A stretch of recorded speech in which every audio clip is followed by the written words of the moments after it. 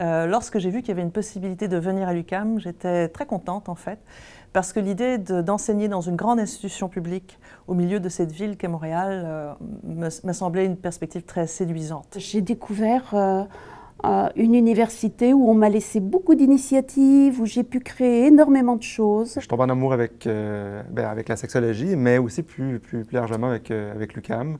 Je trouvais que c'est une université qui était très vivante, très dynamique. Le contact aussi avec les professeurs était très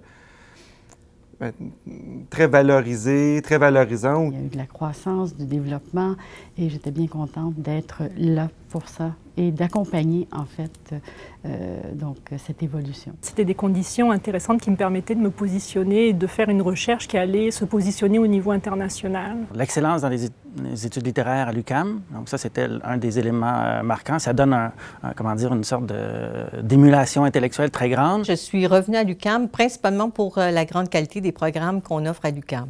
Donc, je m'assurais de côtoyer des chercheurs, des linguistes reconnus sur le plan international. Ça a été, comment je dirais ça, un coup de foudre avec lors de la rencontre avec les professeurs qui étaient là. L'UQAM, c'est un petit peu un vieux rêve qui se réalise. Dans les modèles d'université, l'UQAM, elle marque en fait, à la fois parce que c'est une recherche de pointe, et puis c'est aussi un sens aigu de l'insertion dans la société. C'est l'occasion d'ouvrir son esprit sur des thématiques qui sont novatrices parce qu'en général, l'UQAM est pionnière sur les questions nouvelles. À la base, comme étudiante, j'avais choisi l'UQAM parce que c'était très proche des étudiants. Je sentais que c'était très accessible comme milieu. C'est une université où on peut s'exprimer. Nous, les professeurs et aussi les étudiants. C'est une université je trouve, qui est ouverte sur le monde, qui est dynamique.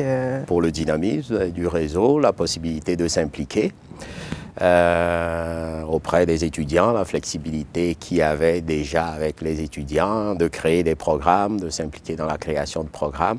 La raison principale qui m'a fait choisir l'UQAM, c'est son côté dynamique et innovateur. Le dynamisme de la vie étudiante, je dirais. Il y a quand même une possibilité de s'exprimer, de revendiquer une université qui ressemble à sa communauté. Il y a vraiment une innovation dans la manière de réfléchir, dans la manière de penser le monde. C'est la mission fondamentale de l'UQAM. Ça a été toujours quelque chose qui m'a profondément intéressé, c'est-à-dire cette mission d'accessibilité. L'UQAM m'a toujours semblé être l'université de la réflexion critique. C'est vraiment le lieu où on nous invite à réfléchir en dehors des sentiers battus. J'ai assisté à quelques conférences à l'UQAM, puis j'ai trouvé que l'institution était intéressante. Enfin, l'approche qu'il y avait était intéressante, plus sociale. Je ne crois pas qu'il y ait d'autres universités à Montréal qui auraient accueilli une personne si jeune dans une discipline qui débutait. L'UQAM reste, à mes yeux, un des plus bels endroits pour enseigner. Il y a une grande liberté académique. J'y découvre des étudiants qui sont passionnés et en plus, je dirais que j'ai un grand attachement pour la mission sociale de l'UQAM. Ça m'a permis justement de cheminer, de préciser ce qui m'intéressait en sciences, de développer mon intérêt pour la recherche.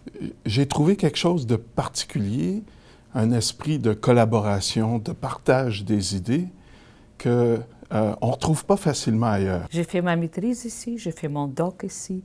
Je me suis profondément attachée à cette institution. C'est l'énergie politique, l'énergie de l'UQAM qui projetait dans la ville, qui projetait sur le milieu politique, sur le milieu artistique. La mission de l'UQAM m'interpelle particulièrement. Moi, j'adhère à cette idée de donner un accès, de démocratiser l'accès à l'éducation. J'ai réalisé qu'à l'UQAM, les professeurs avaient leur mot à dire sur le fonctionnement de l'institution, sur les orientations qu'elle avait à prendre. On était plus sensible aussi à répondre aux besoins de l'environnement qui était proche.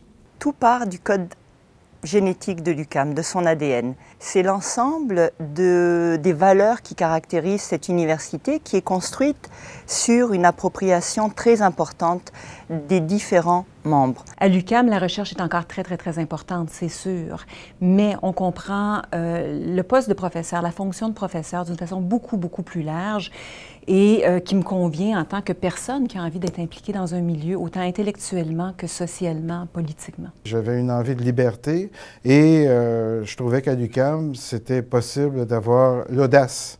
Donc, l'audace de développer des nouvelles idées. C'est une très belle découverte que, sans nuire à la rigueur académique, qui garantit quand même une réussite scientifique exceptionnelle, on puisse faire régner cette confiance, cette liberté, cette proximité aussi. C'est un endroit, encore une fois, qui est beaucoup plus stimulant pour l'enseignement, pour la recherche et simplement pour vivre, parce qu'on passe tellement de temps à l'université, ça occupe tellement de notre vie, que pour moi, c'est fondamental qu'ils puissent avoir une aide mutuelle, une égalité, un respect tous les jours quand je vais travailler. 20 ans plus tard, bien, je suis toujours heureuse de ce choix.